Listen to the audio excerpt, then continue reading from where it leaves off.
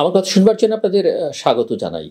আমরা লক্ষ্য করছি যে কথিত ছাত্রনেতাদের সঙ্গে বা বৈষম্য বিরোধী আন্দোলনের যে ছাত্রনেতারা এখন সরকারে রয়েছেন তাদের সঙ্গে প্রধান রাজনৈতিক দলগুলোর বিশেষ করে বিএনপির একটা দূরত্ব বাড়তে শুরু করেছে। বিএনপির নেতৃবৃন্দ যা বলছেন সেটা এই ছাত্রনেতারা সহ্য করতে পারছেন না।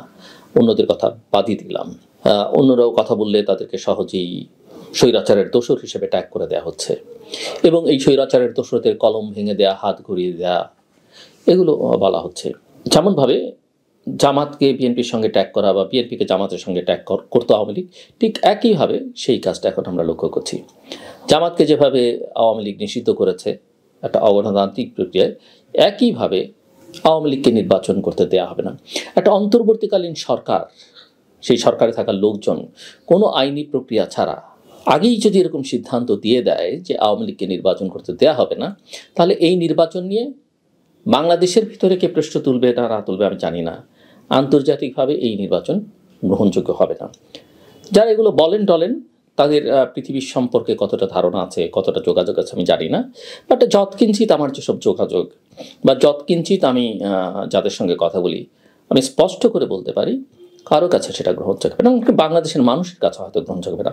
এবং আমার সেন্স বলছে বাংলাদেশ জাতীয়তাবাদী দল বিএনপি, যারা বড় স্টেক হোল্ডার, তারা সেটা চাইবে না। কারণ তারা জানে যে এই প্রথম বহু বছর পরে তাদের সুযোগ এসে ক্ষমতায় যাবার জনগণের ভোট নিয়ে, এবং সেটাকে তারা কোনোভাবেই প্রশ্নবিদ্ধ করতে চাইবে না। আমি অনেকবার বলেছি বাংলাদেশকে একটা তালিবান রাষ্ট্র হিসেবে আমরা দেখতে চাই না, আমি অন্তত চাই না। সিজিএস এর কাজ করতে গিয়ে সারা দেশে ঘুরে বেড়াচ্ছি, যেসব কথাবার্তা শুনছি, আমাদের অনেকগুলো মিটিংয়ে আমরা সমাজের নানা শ্রেণী পেশার মানুষকে আমন্ত্রণ জানাই, রাজনৈতিক দলগুলোকে আমন্ত্রণ জানাই, সমস্ত স্টেক হোল্ডারদের আমন্ত্রণ জানাই, এবং সেখানে যেসব আওয়াজ আমরা শুনছি অত্যন্ত অত্যন্ত ভয়ঙ্কর। এই আওয়াজ আমরা আগে কখনো শুনিনি। আমরা আওয়ামী লীগ থেকে মুক্ত হয়ে আরেক স্বৈরশাসক, আরেক ফ্যাসিস্টের হাতে পড়তে চাই না। অনেকেই বলছেন একে বাদ দিয়ে বিকে কেন চাইবো আমরা, মানে আওয়ামী লীগ বাদ দিয়ে আমরা বিএনপিকে চাইবো। মানুষ চাইলে আপনার চাইতে আপত্তি কোথায়? আমরা তো গণতন্ত্রের জন্য লড়াই করেছি, আমরা জনগণের অধিকার প্রতিষ্ঠার জন্য লড়াই করেছি, মানুষ চাইলে আপনার আপত্তি কোথায়? আমাকে অনেক সময় আমি আগেও বলেছি যে বিদেশিরাও আগে জিজ্ঞেস করতেন, ডিপ্লোম্যাটরা জিজ্ঞেস করতেন বিএনপিকে তো মানুষ দেখেছে এবং মানুষ তো হ্যাপি না, সো তোমরা কেন আবার নির্বাচন তো দিলেই বিএনপি ক্ষমতায় চলে আসবে। বিএনপি ক্ষমতায় চলে আসবে বলে আমরা নির্বাচনী ব্যবস্থা বাতিল করে দিব, আমরা ভোট করব না? আমি সবসময় বলেছি লেট পিপল ডিসাইড, জনগণকে সিদ্ধান্ত নিতে দিই। জনগণ যাকে চাইবে, আওয়ামী লীগ, বিএনপি, জামাত, বামপন্থী, ডানপন্থী, কিছু যায় আসে না। এবং জনগণই পরে বুঝবে, সে যদি ভুল করে, ভুল করলে বুঝতে পারবে যে তার কি করা উচিত, ভুলের খেসারত সে দিবে, ভুল করলে সেই আবার বন্দুকের নলের সামনে দাঁড়িয়ে পরিবর্তনটা আনবে। আর ভোটের মাধ্যমে পরিবর্তন আনবার সুযোগ থাকলে তো সে করবেই। আমাদের একটা ব্যবস্থা দরকার, আমাদের ইনস্টিটিউশন দরকার, ইনস্টিটিউশনগুলোকে শক্তিশালী করা দরকার। আমরা ইদানিংকালে ওই যে উপদেষ্টাদের বক্তব্য দেখতে পাচ্ছি, গরম গরম বক্তব্য, অধিকাংশই ফেসবুকে দেয়া, ভয়াবহ। একাধিক উপদেষ্টার আমরা দেখলাম, ভয়াবহ। অনেকে আবার আমি যেসব কথাবার্তা বলি তখন আমাকে আবার ট্যাগ করার চেষ্টা করছেন। আমি কি বিএনপির হয়ে কথা বলছি? আই এম সরি, আমি কোনোদিন বিএনপি করি নাই, আমি এখনো করছি না, ভবিষ্যতে আমি বিএনপি করবো না, রাজনীতি আমি করবো না। এমপি মন্ত্রী আমাকে কেউ কোনোদিন দেখতে পাবেন না। আমি কোনোদিন রাজনৈতিক সুবিধা নিয়ে ব্যবসা করা সেগুলো করবো না। কাজেই অত্যন্ত পরিষ্কার, যদি কখনো দেখতে পান আমাকে জানাবেন বা পাবলিককে আপনারা জানাতে পারেন। আমি আমার দেশের স্বার্থে কথা বলছি। 1971 সালে আমাদের মহান মুক্তিযুদ্ধে বা মুক্তি সংগ্রামের সময় শেখ মুজিবুর রহমানের চেয়ে অনেক বড় বড় নেতা ছিলেন। আওয়ামী লীগের সমপরিমাণ শক্তিশালী জনপ্রিয় রাজনৈতিক দল ছিল, কিন্তু সময়ের চাহিদা পূরণ করতে পেরেছে আওয়ামী লীগ।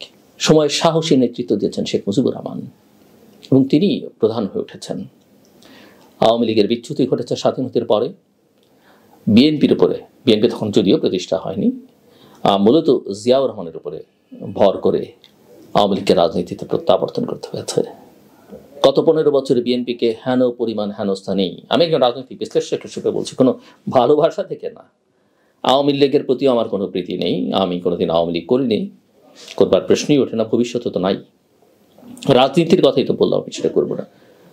আজকেও আবার সেই সময় যাকে আওয়ামী লীগ তুচ্ছ তাচ্ছিল্য করেছে, তার দলের মধ্যে যারা ইতিবাচক রাজনীতি করতে চান, ভালো রাজনীতি করতে চান, বা আওয়ামী লীগকে প্রত্যাবর্তন করবার জন্যে তার একমাত্র ভরসা কিন্তু বিএনপি। কারণ এই যে গণতন্ত্র, বিএনপি গণতান্ত্রিক রাজনীতিটা এখন করতে চাইছে, মধ্যপন্থার একটা রাজনীতি করতে চাইছে।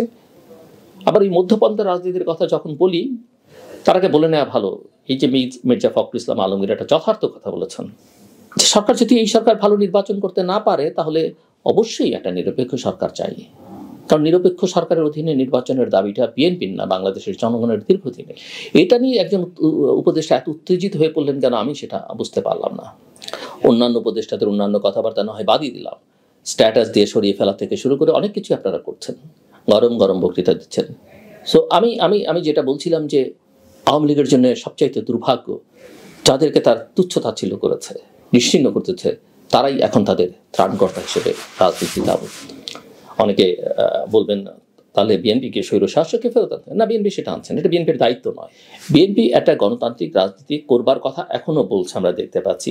বিএনপিকে এখানে থাকবে শেষ পর্যন্ত। বিএনপিকে 31 দফা যেটা দিয়েছে তার 3 দফাও পূরণ করবে, নাও করতে পারে। যখন করবে না তখন আমরা বিএনপির অবশ্যই সমালোচনা করবো।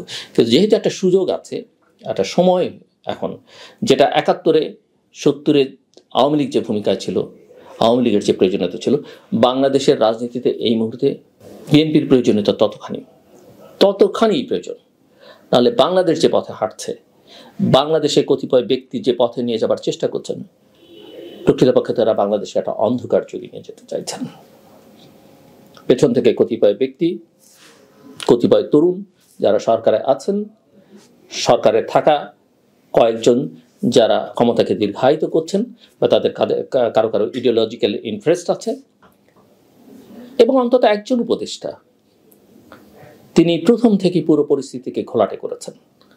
তিনি প্রফেসর মোহাম্মদ ইউনূসকে বিভ্রান্ত করেছেন, তিনি ছাত্রদেরকে বিভ্রান্ত করেছেন, বিশেষ করে এই ছাত্র নেতাদের, এবং আজকে হয়তো তিনি মধ্যপন্থায় চলবার চেষ্টা করছেন।